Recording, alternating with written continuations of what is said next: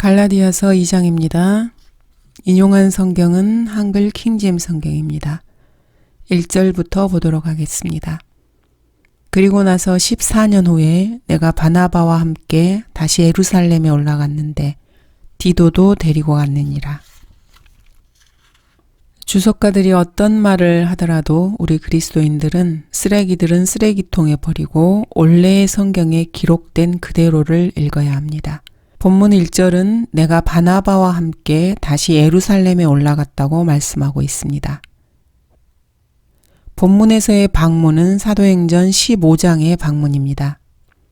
그렇지만 이번에는 그리스도의 지상 생애를 알기 위한 방문이 아니었습니다.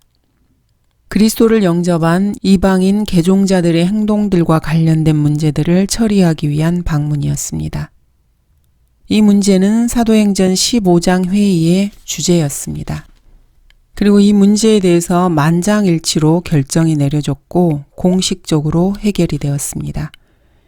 예수님의 아우인 야고보가 최종 결정을 내리게 되었습니다. 즉, 다음에 필요한 것들 외에는 너희에게 더 이상의 짐을 지우지 않는 것이 성령과 우리에게 좋은 것이니 곧 우상들에게 바친 제물과 피와 목매어 죽인 것과 음행을 삼가라는 것이라. 이와 같은 것들로부터 너희가 스스로 조심하면 잘 되리라. 평안함을 비노라로 이 회의를 마무리하였습니다. 사도행전 15장 1절에서 6절까지의 유대인들은 너희가 모세의 율법에 따라 할례 받지 않으면 구원을 받을 수 없다고 가르쳤습니다. 그래서 바울과 바나바와 그들 사이에 적지 않은 의견 차이와 논쟁이 일어났습니다. 형제들이 바울과 바나바와 그들 중에 몇 사람을 더 선정해서 이 문제를 규명하기 위해서 예루살렘에 있는 사도들과 장로들에게 올라가도록 하였습니다. 이들이 예루살렘에 도착해서 교회와 사도들과 장로들의 영접을 받고 하나님께서 그들과 함께 행하신 모든 일을 설명하였던 것입니다. 그렇지만 바리새파에서 믿는 몇 사람이 일어나서 그들에게 할례를 주는 것이 필요하다고 말했고 모세의 율법을 지키도록 공고하라고 한 것입니다. 이로 인해서 사도들과 장로들이 이 문제를 논의하려고 함께 모였고 많은 논의 후에 베드로가 하나님께서 오래전부터 우리 가운데 택하시어 자신의 입을 통해서 이방인들이 복음의 말씀을 듣고 믿게 하셨다고 말했습니다. 그리고 마음을 아시는 하나님께서 유대인들에게 행하신 것과 마찬가지로 그들에게도 증거하셔서 성령을 주셨다고 베드로는 증거했습니다. 그래서 유대인들과 이방인들 사이에 어떤 차이도 두시지 않은 하나님께서 믿음으로 이방인들의 마음을 정결케 하셨다고 선포하였습니다. 그러므로 어찌하여 하나님을 시험하여 유대인들의 조상이나 베드로를 포함한 자신들도 감당할 수 없었던 멍에를 이방인 제자들의 목에 걸려고 하느냐고 반박하고 있습니다. 그래서 결국 이방인들에 대해서는 우상들에게 바친 제물과 피와 목매어 죽인 것과 음행을 삼가하라는 공고로 마무리가 되었습니다. 오늘날에도 감리교나 감독교회, 제7일 안식교회, 여호와의 증인, 불교, 유교, 이슬람교, 도교에서는 로마 카톨릭 교리를 가르칩니다. 첫 번째, 이들은 구원받기 위해서 우리가 뭔가를 해야 한다 이렇게 주장합니다. 두 번째, 이 구원을 유지하기 위해서 인간은 뭔가를 해야만 한다라고 주장합니다. 이것이 바로 모든 종교를 전체적으로 요약한 내용입니다. 이것과 다르게 생각하는 사람이 있다면 그 사람은 겁쟁이이거나 위선자들 중 하나입니다. 본문에서의 문제는 할례의 문제였습니다. 바울처럼 온수가 되거나 진영 밖에서 그리스도를 위해 고난받는 것을 피하기 위해서 주석가들은 본문의 진리들을 현 시대에 적용하는 것을 절대적으로 거부하고 있습니다. 제미엣은 포셋, 클라크, 엘리콧, 윌리엄스 등도 결코 본문의 가르침을 오늘날에는 적용하지 못하고 있습니다. 주석가들은 감히 오늘날에 적용시켜 가르치지 못합니다. 이들은 킹제임스 성경이 고대 언어로 되어 있다고 소리치고 비난하면서도 책 판매에 영향을 끼칠 만한 것은 오늘날의 현대로 가져오지 못합니다. 이는 그들이 매우 삐뚤어진 세대이고 믿음이 없는 자녀이기 때문입니다. 2절입니다. 내가 계시를 따라 올라가서 이방인들 가운데서 전파한 복음을 그들 앞에 제시하였을 때 유명한 사람들에게 따로 전한 것은 주님께서는 바울의 마음을 움직이셔서 이러한 방문을 하게 하셨습니다. 바울은 이방인 개종자 헬라인 디도와 함께 올라갔습니다. 본문의 전체 내용은 참으로 분명합니다. 바울은 그의 동료들 바나바와 디도와 함께 올라갔고 이들 3명은 예루살렘의 유명한 3명의 사람들을 만났습니다. 그들을 비밀리에 만난 것, 즉 따로 만난 것은 유대인의 의식에 관한 문제를 논의하기 위해서였습니다. 이들은 할례 그 이상의 일들을 논의했는데 이는 그들이 사역의 범위에 대해서 결정을 했기 때문입니다. 바울은 자신이 달리고 있는 경주의 결과에 대해서 의심치 않았습니다. 만일 바울 자신이 전한 은혜의 복음과 상반되는 교리를 가르치는 유대주의자들 때문에 그의 사역이 무너진다면은 그가 헛되게 달린 것이 되기 때문이었습니다. 극단적 세대주의자들은 바울이 에베소서를 쓰기 13년 전에 있었던 즉 예루살렘 회의가 있었던 사도행전 15장 이전에 바울의 사역들에서 이미 순수한 은혜의 복음이 전파되었다는 것을 알아야만 합니다. 그런데 이들은 그렇지 못하고 있습니다. 3절 그러나 나와 함께 있던 헬라인 디도까지도 억지로 할례를 받게 하지 아니하였으니 베드로와 야고보와 요한은 디도에게 할례를 받으라고 어떤 압력도 가하지 않았습니다. 이것은 베드로가 가졌던 행위로 인한 구원이나 침례로 인한 중생의 생각이 코넬료의 계심 때 완전히 사라졌다는 것을 보여주고 있습니다. 4절 이는 거짓 형제들이 몰래 들어온 까닭이라 우리의 자유를 엿보려고 할례 문제를 가지고 바울을 공경에 빠뜨리고자 했던 사람들은 거짓 형제들이었습니다. 이들은 지역교회로 몰래 들어와서 디도에게 할례를 받도록 압력을 가하였습니다. 이러한 거짓 형제들은 오늘날 거듭난 하나님의 자녀에게 마태복음 24장 13절과 베드로후서 2장 22절을 인용하거나 성령께서 이미 인치신 그들을 사도행전 2장 38절로 끌고 가려는 20세기의 거짓 형제들의 조상들입니다. 오늘날의 거짓 형제들이 인용하는 성경을 한번 찾아보도록 하겠습니다.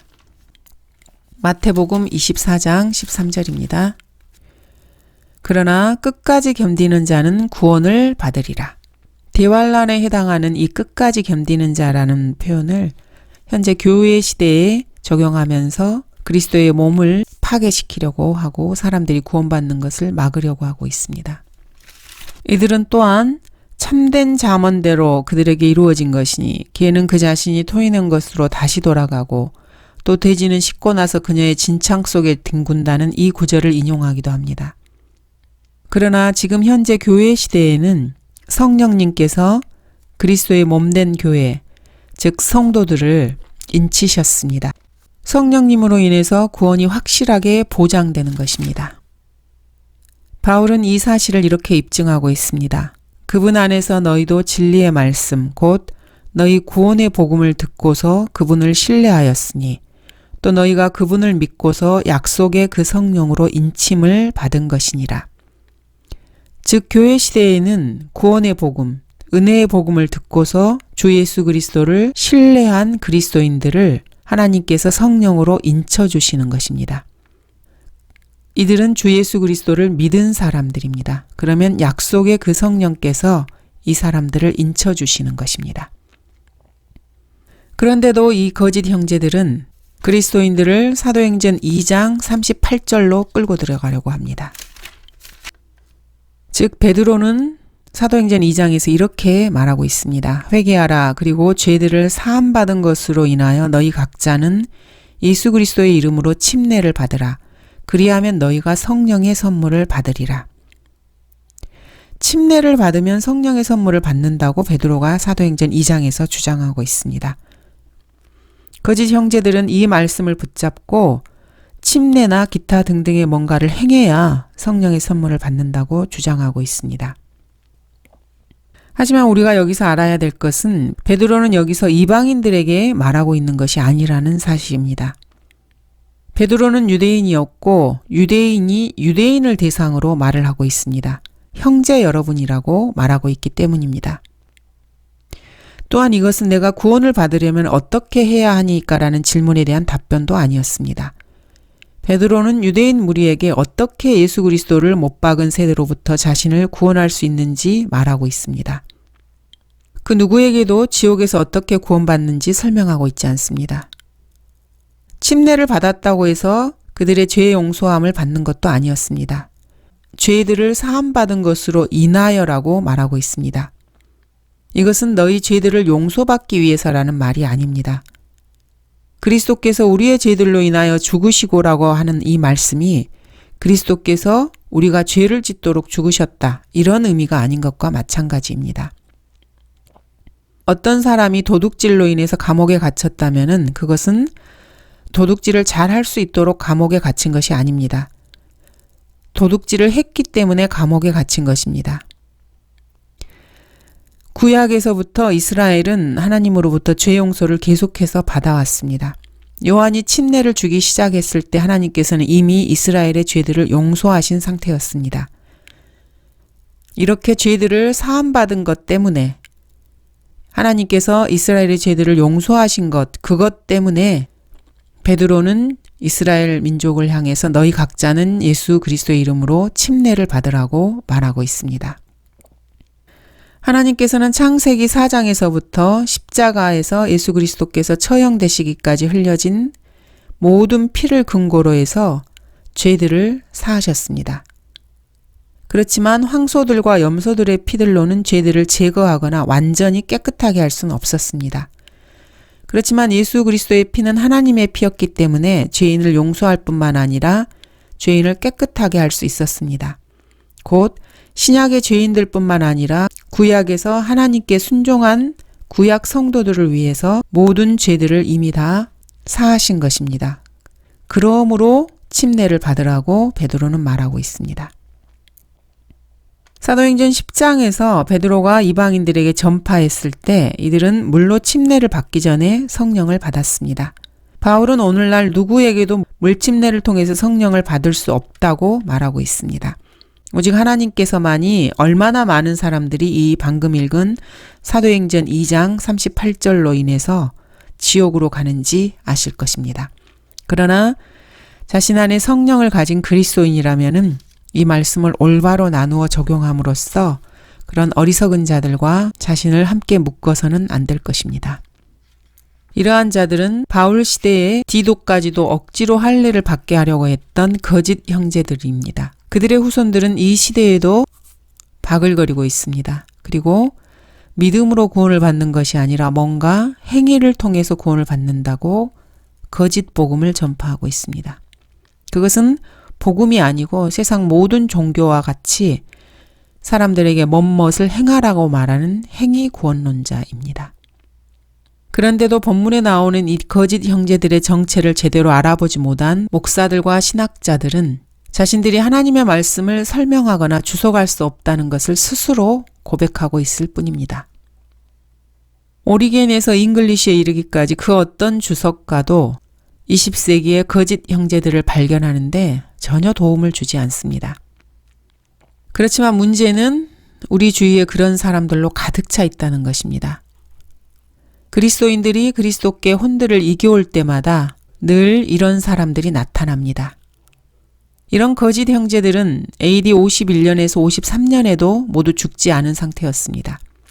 지금은 그때보다도 이 거짓 형제들이 더 강성하게 일어났습니다. 주석가들이라고 하는 사람들이 이러한 거짓 형제들을 전혀 발견하지 못하고 있습니다. 참으로 이해할 수 없는 일입니다. 살아계신 성경 말씀을 공부하는 그리스도인이라면은 하나님의 말씀을 비평하는 것이 아니라 거짓 형제들이 여러 번에 걸쳐서 그리스도 예수 안에 있는 우리의 자유를 엿보는 것을 지켜봤기 때문에 그들을 찾아내어서 폭로를 해야만 합니다. 그리스도인들이 사람들을 그리스도께 인도합니다. 그러면 갑자기 갈라디아서의 이 거짓 형제들이 일어나서 이렇게 말합니다. 여러분 잘못했어요. 당신이 잘못한 거예요. 우리는 매 일요일마다 미사를 통해서 그리스도를 영접하고 있어요. 어머니 교회로 돌아가서 그 어머니 교회에서 말씀의 순수한 젖을 배워야 돼요. 믿음으로 말미암아 은혜로 구원받는다고 이렇게 말하는 사람은 누구라도 조심해야 해요. 자신의 행위로 믿음을 입증해야 하니까요. 이렇게 말을 합니다. 이 사람들이 과연 누구일까요? 한번 맞춰보시기 바랍니다. 또 그리스도인들이 사람들을 그리스도께로 인도합니다. 그러면 갑자기 파수대라는 잡지를 들고 누군가가 나타납니다. 그리고 이렇게 말합니다. 모든 것이 다 잘 되고 있어요. 지옥 같은 것은 없고 그냥 무덤을 지옥이라고 잘못 오해한 거예요. 성경 공부에 한번 참여해 보세요. 여호와께서 당신에게 영생을 주기 위해서 뭔 일을 해야 되는지 배워야 돼요. 이렇게 말합니다. 이 사람들은 과연 누구일까요? 또 그리스도인들이 사람들을 그리스도께로 인도합니다. 그러면 갑자기 사도행전 2장 38절에 침례를 받으라 그러면 성령의 선물을 받는다는 베드로의 말을 인용해서 물속에서 절대로 나오지 않는 물개 같은 사람이 이렇게 말합니다. 성령을 받을 필요가 없어요. 왜냐하면 성령은 주 예수의 이름으로 침례받는 자들에게만 약속이 되어 있어요. 당신이 받은 침례는 뭔가 잘못되어 있습니다. 속은 거예요. 이렇게 말을 합니다. 이 사람들은 또 누구겠습니까? 그리스도인들이 사람들을 그리스도께로 인도합니다. 그러면 갑자기 누군가가 일어나서 그런 거는 필요 없고요. 율법을 지켜야 해요. 그것도 뭐 할 수 있는데요. 율법을 지켜야 해요. 계명을 하나라도 어기면은 천국에서 가장 작은 자가 될걸요. 그리스도를 정말로 사랑한다면은 도덕적인 계명들을 지켜야 해요. 그중 하나가 바로 유대인의 안식일을 지키는 거죠. 이렇게 말합니다. 이 사람은 또 누구겠습니까? 바울은 이러한 거짓 형제들을 무시했습니다. 거짓 형제들에게 단 한 채 양보도 하지 않았습니다. 바울 역시 물침례를 받았고 사도행전 11장에 나오는 모든 그리스도인들이 물침례를 받았지만 바울은 결코 물침례를 구원과 연결시키지 않았습니다. 바울은 자신의 생애 중 단 한 번도 구원을 받기 위해서나 구원을 유지하기 위해서 물로 침례를 받아야 한다. 이렇게 가르친 적이 없습니다.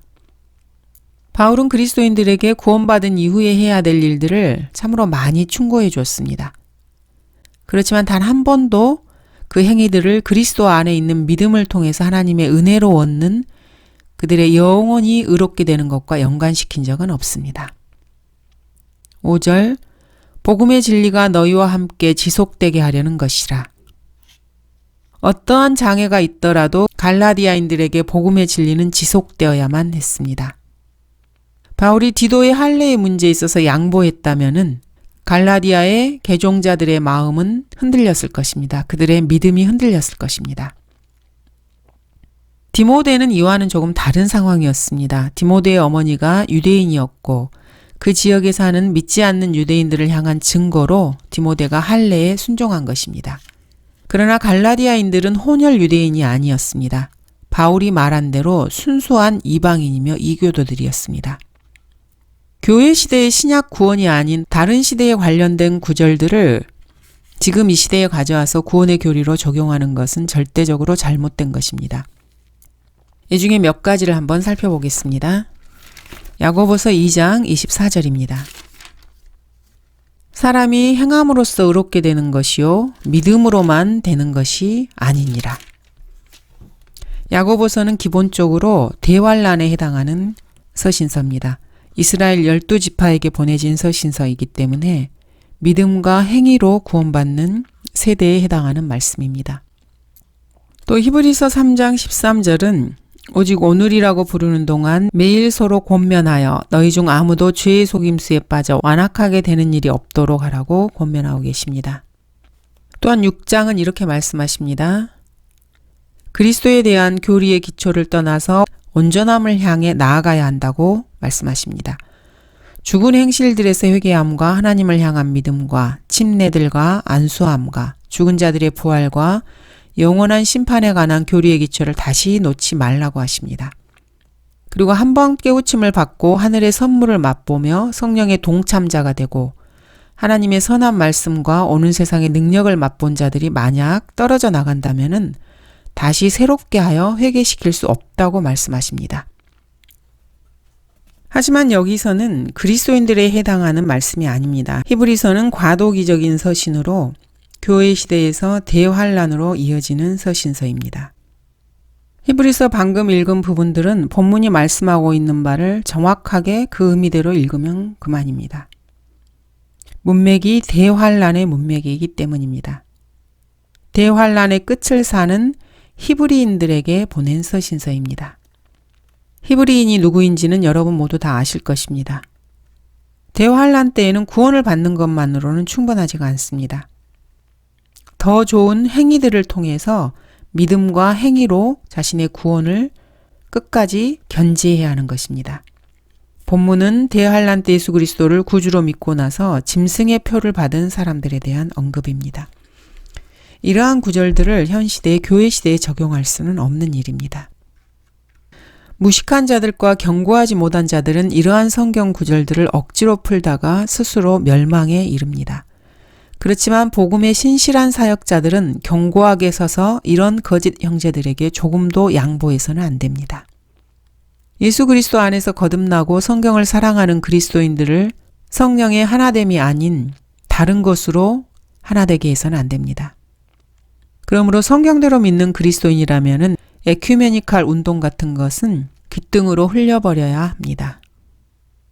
6절 유명하게 보이는 그 사람들 가운데 그 유명하다는 사람들은 나에게 아무것도 조언으로 더해준 것이 없느니라.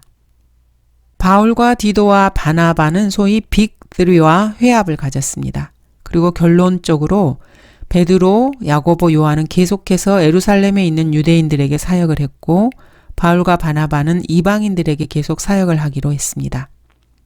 이 일 이후에 바울과 바나바는 서로 결별을 했고 베드로와 요한은 이 일이 있은 후에 이방인들에게 사역을 했지만 그 사역의 중점은 정해졌습니다. 바울의 우선적인 사역은 예루살렘을 떠나서 이방인에게로 가는 것이었습니다. 다른 사도들의 우선적인 사역은 예루살렘에 있는 성도들에게 하는 것이었습니다. 두 개의 다른 복음은 회의에서 논의되지 않았습니다. 이는 사도행전 15장의 결정을 보면 분명합니다. 7절, 8절 오히려 그들은 베드로가 할례자들에게 내가 할례받지 않은 자들에게 할례받은 사람들의 사도 직분을 이방인을 위한 직분을 주셨느니라. 할례받지 않은 자들에게 전한 복음은 단순히 할례자들에게 전해지지 않았다는 의미에서 구분을 한 것입니다. 동일한 내용이 전파되었음을 사도행전 15장에서 분명히 확인할 수 있습니다. 주석가들은 베드로와 야고보와 요한이 계속해서 침례로 성령을 받는다는 이런 것을 전파했다고 그렇게 가정을 하고 싶어 하지만 말도 되지 않는 말입니다. 야고보서는 사도행전 12장 이전에 기록된 서신서입니다. 야고보는 분명히 행위가 아닌 은혜만으로 구원을 받는다는 이런 계시를 받기 전에 야고보서를 기록했습니다. 이것은 야고보서 곳곳에 분명히 나타납니다. 결론적으로 야고보서는 지옥으로 향하고 자기 의를 자랑하며 하나님을 멸시하고 스스로 하나님의 영광에 도달하고자 노력하는 종교적인 의식주의자들이 성경에서 가장 사랑하는 책입니다. 그들은 자신의 의로 하늘나라에 가기 위해서 죽을 때까지 최선을 다할 것입니다. 그러나 죽고 나면은 자신의 의는 걸레와 같고 그 자신의 의로 하나님의 의에 도전했던 그 무모함으로 인해서 자신이 영원히 지옥에서 불타야 한다는 것을 알게 될 것입니다. 본문의 설명은 아주 분명합니다. 더 자세히 설명할 것도 없고 명확하게 하기 위해서 뭔가를 단어를 바꿀 필요도 없습니다. 킹제임스 성경에서 communicated, 전하다라는 말은 말을 전달하는 의미뿐만 아니라 재정적인 도움을 의미합니다. conversation이라는 단어는 현대에서는 보통 대화로 알고 있습니다. 말을 전달하는 것뿐만 아니라 생활 방식을 가리키기도 합니다. 그러므로 이 성경 단어들의 의미를 19세기 행동심리학자들의 옛날 언어로 바꾸는 것은 성경대로 믿는 사람들에게는 아무런 의미가 없습니다. 9절 기둥같이 여기는 야고보와 게바와 요한도 내게 주신 은혜를 알고서 나와 바나바에게 친교의 악수를 하였으니 이는 우리가 이방인들에게로 가고 그들은 할례 받은 자들에게로 감이라. 베드로, 야고보, 요한이 예루살렘에서 비록 기둥같이 여겨진다 해도 이들은 바울에게 바울이 이미 알고 있는 것에 대해서 더 해줄 말이 없었습니다. 바울은 이들을 자신과 동일한 선상에서 대우했고 헤어질 때는 악수를 하였습니다. 여기서는 베드로 대신에 게바라는 표현을 쓰고 있습니다. 이것이 올바른 단어입니다. 왜냐하면 이 단어가 예루살렘 회의의 유대적인 특징을 강조하기 때문입니다. 변개된 알렉산드리아 계열의 사본들은 계속해서 게바란 말을 다른 곳에서도 남발하고 있습니다. 그렇지만 이것은 분명 잘못된 것입니다. 이러한 잘못은 고의적이고 의도된 것입니다. 단순한 실수가 결코 아닙니다. 10절입니다. 다만 그들이 바라는 것은 우리가 가난한 사람들을 기억해야 된다는 것이니 이것은 또한 내가 부지런히 행한 바라. 바울은 예루살렘의 가난한 성도들에 관한 그들과의 약속을 지켰습니다. 로마서 15장 25절을 보면 그것을 알 수 있습니다. 11절 그러나 베드로가 안티옥에 왔을 때 그에게 책망할 것이 있기에 내가 그를 면박하였으니 이 구절은 사도행전 15장 35절에서 일어난 일입니다. 바울과 바나바도 안티옥에 머물면서 많은 다른 사람과 더불어 주의 말씀을 가르치고 또 전파하니라. 이 과정에서 일어난 일입니다. 구원과 관련된 행위 문제는 이미 다 사도행전 15장 35절 이전에 완전히 해결된 상태였습니다. 행위 구원을 주장하는 세상의 모든 종교를 제외하고는 그리스도인이라면 이 사실은 너무나도 분명합니다. 그러면 이제 또 다른 질문이 생깁니다. 유대인과 이방인의 교제는 어떤가라는 질문입니다. 11절은 베드로가 안티옥에 왔을 때 이렇게 말씀하고 있습니다. 예루살렘 회의가 있기 몇 년 전부터 안티옥에는 이미 그리스도인들이 있었습니다. 예루살렘 회의가 있기 전부터 안티옥의 그리스도인들은 가르치고 예언을 했습니다. 그리고 이방인 가운데 사역을 개척하기도 했습니다. 성경적인 기독교의 중심 도시가 더 이상 예루살렘이 아닌 것입니다. 중심 도시는 안티옥입니다. 바울은 베드로를 면박하였습니다. 바울이 소위 말하는 사도들의 왕자인 베드로를 바로잡고 있는 것입니다. 분명한 말들로 베드로를 책망한 것입니다. 카톨릭에서 주장하는 그리스도의 대리자를 책망한 것입니다. 카톨릭 신자들이 주장하는 소위 첫 번째 교황이라는 사람의 말을 바울이 바로잡은 것입니다.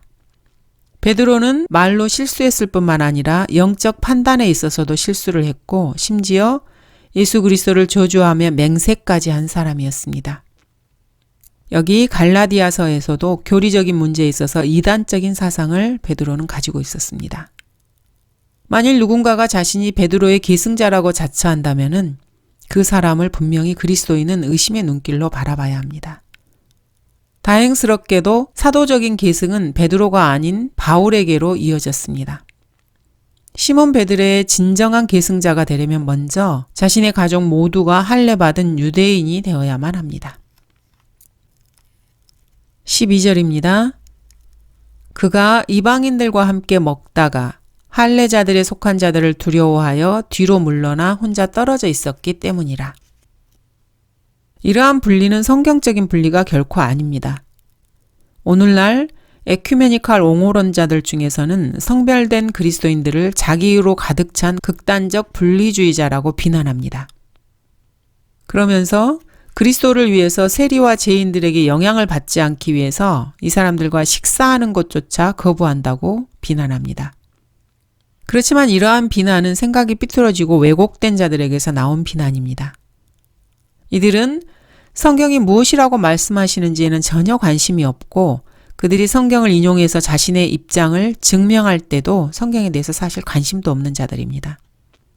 그리스도께서 바리새인들과 함께 식사하셨을 때 그곳에는 어떠한 교제도 없었습니다. 바리새인도 회개하고 올바르게 행하면은 그곳에 교제가 있을 것입니다. 그렇지만 예수 그리스도께서는 그 당시 에큐메니칼 집단에 동의하신다는 인상을 주는 것을 피하기 위해서 전 생애 동안 신중하게 행하셨습니다. 갈라디아서 여기 본문에서 베드로가 혼자 떨어져 있었던 것은 사람들을 두려워했기 때문입니다. 그래서 베드로는 덫에 걸린 것입니다. 사람을 두려워함으로 덫에 걸린 것이죠. 대중의 의견이 그런 흉악한 머리를 쳐든 상태였습니다. 베드로가 이렇게 했던 것과 마찬가지로 현대의 자유주의자들과 현대주의자들은 성경적 기독교나 킹제임스 성경에서 자신을 분리시킵니다. 사람들을 두려워하기 때문입니다. 이들은 사람들을 두려워하는 자들이고 사람을 기쁘게 하는 자들입니다. 인종통합론자들은 이 구절을 이용해서 인종통합이 기독교적이고 분리는 비기독교적이라고 주장을 합니다. 그렇지만 이들은 자신들의 육신적인 생각을 입증하기 위해서 성경을 인용하는 육신적이고 세상적이고 사람을 기쁘게 하는 구원받지 못한 자들일 뿐입니다. 그리스도인이라면 이런 사람들에게 속아서는 안 됩니다. 이들도 성경을 인용하긴 하지만 한편으로는 자신들이 편리한 대로 성경을 변개시키는 일도 서슴지 않습니다. 본문에 나타난 통합은 예수 그리스도의 몸 안에 있는 거듭나고 성경을 사랑하는 사람들의 통합입니다. 이것이 성경에 있는 유일한 성경적인 통합입니다. 위에 갈라디아서 2장을 인종통합의 촉진제로 사용하는 영적 변개자들은 유엔이나 연방정부의 인종통합을 위한 노력을 격려하고 있습니다. 베드로도 한때 사도행전에서 유대주의자들에게 목숨을 위협당한 적이 있습니다. 베드로는 물침례 이전에 성도들에게 직접 성령을 주심으로 성령님께서 개입하시는 것을 자신이 직접 목도하였습니다. 베드로가 아직 이런 말을 하고 있을 때 성령께서 그 말씀을 듣는 모든 사람에게 임하시더라. 모든 할례받지 않은 믿는 사람들이 성령의 선물을 이방인들에게도 부어주심을 보고 베드로와 함께 온 할례자들이 놀랐습니다. 성령님께서 직접 믿는 이방인들에게 성령을 주셨던 것입니다. 그렇게 해서 물침례를 통해서 성령을 받는다는 사도행전 2장 38절이 하나님에 의해서 파기되었습니다. 베드로는 이렇게 하나님의 은혜에 나타난 놀라운 방법을 말할 수 있었습니다. 그렇지만 본문에서는 베드로가 이방인들에게 선교 여행을 하는 중은 아니었습니다. 그는 안티옥의 지역교회에서 그리스도 안의 형제들과 교제 중이었습니다. 그들이 모두 식탁에 둘러앉아서 율법에서 금지하고 있는 음식들을 함께 먹고 있었을 때 누군가가 들어와서 베드로에게 다가와 귓속말로 방금 사도행전 11장 2절에 무리들이 도착했다고 말을 한 것이겠죠. 즉 유대인 할례를 주장하는 자들이 도착했다는 것을 베드로에게 알린 것입니다. 그 말에 베드로는 깜짝 놀란 것입니다. 그리스도의 대리자가 깜짝 놀란 것이죠.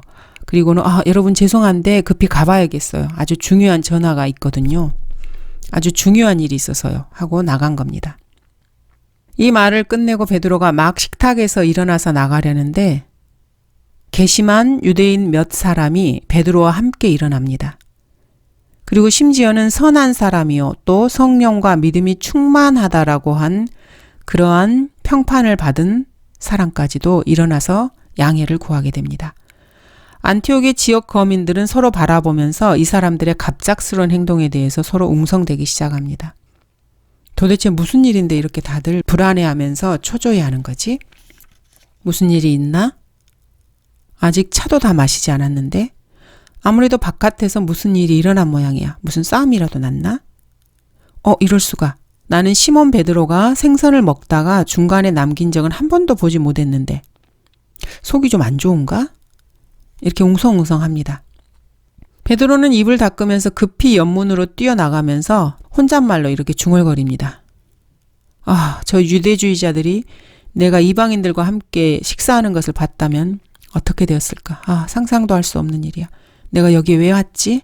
빨리 일어나서 떠나야지. 그렇지만 베드로의 이러한 행동은 또 다른 문제를 야기시켰을 뿐입니다. 유대인과 이방인들이 모두 그리스도의 몸 안에 하나로 있었는데도 교제의 문제에 있어서 이 둘 사이에 차이가 있다고 말하는 것입니까? 복음의 진리가 그렇게 가르치고 있는 것입니까?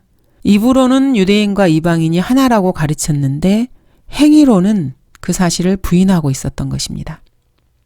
바울은 그래서 모든 사람 앞에서 베드로에게 말을 했습니다. 바울은 자신이 가르친 대로 행동하는 사람이었습니다. 감사합니다.